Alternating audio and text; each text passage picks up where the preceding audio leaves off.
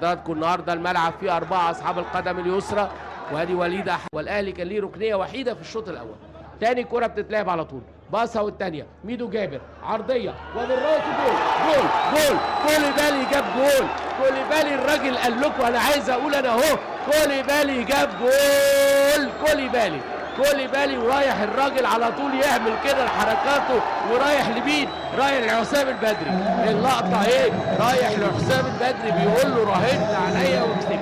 كوليبالي وهدف، كوليبالي وهدف جميل. ميدو جابر عرضيه والراجل حاططها صاروخ براسه على يمين الحارس. الهدف الثالث يا كوليبالي. كوليبالي هدف جميل للنادي الاهلي وثلاثيه نظيفه. هدف ملعوب، حلوه. الراجل بيقول لهم سيبوني هروح للبدري، راح للبدري قال له انا موجود. الدقيقه 34. عبد الله السعيد واحده طويله لصبري، صبري عرضيه جول يا راجل يا كوليبالي جول نادي. لا يا بدر مخبي كوليبالي في الوقت المناسب ولا ايه؟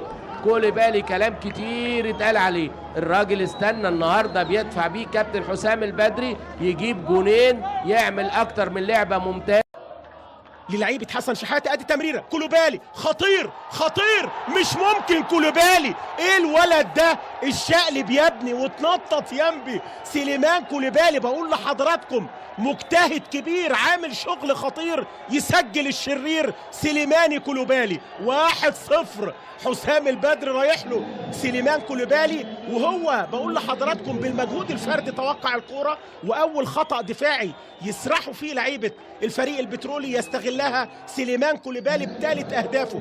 بص شوف حسام عاشور، يا سلام يا عاشور، هو اللي زقله الكوره ويعمل انفراد واستحاله من الفوضى الدفاعيه بعد ما لعيبه بتروجيت فقدوا الكوره بتمريره من عاشور 50% من الجون اللي جابه كوليبالي. ايه الهدوء ده يا ابني؟ فتح له معلول، فتح له يا راجل شاط لكن خبط كوليبالي. جول فك الاشتباك سليماني كوليبالي في الدقيقه 36. كوره من حسام عاشور مش مظبوطه لكن خدمته وراحت لسليماني كوليبالي يجيب الهدف الاول للنادي الاهلي في الدقيقه 36. 1-0 النادي الاهلي. بص اللعبه، عاشور شايط لكن كوليبالي يا ولد استقبلها بمهاره عاليه جدا وبيسجل الهدف الخامس ليه. لا والله صفقه رابحه للنادي الاهلي بكل المقاييس. سليماني كوليبالي من مباراه للتانيه بيثبت وجوده. التوقيت السليم اللي اداله فيه حسام البدري قال انا موجود وانا اهو. وادي هنا بقى الفكر وهنا الموهبه انك تقدر تدي اللاعب الجديد في التوقيت السليم. كوليبالي من مباراه للتانيه بيثبت وجوده واهو فرحه وسعاده. هدف اول في الجبهه الشمال. ادي العرضيه خطيره، ممكن جول مش ممكن. التاني الخطير اتقل تاخد حاجه نظيفه. ايه الراجل ده؟ ايه الشقلباص ده؟ تحس انه هيطلع نار من بقه وودانه. مش ممكن. كوليبالي خطير. ثنائيه للنادي الاهلي بعرضيه بلسم، منتهى الجمال والروعه.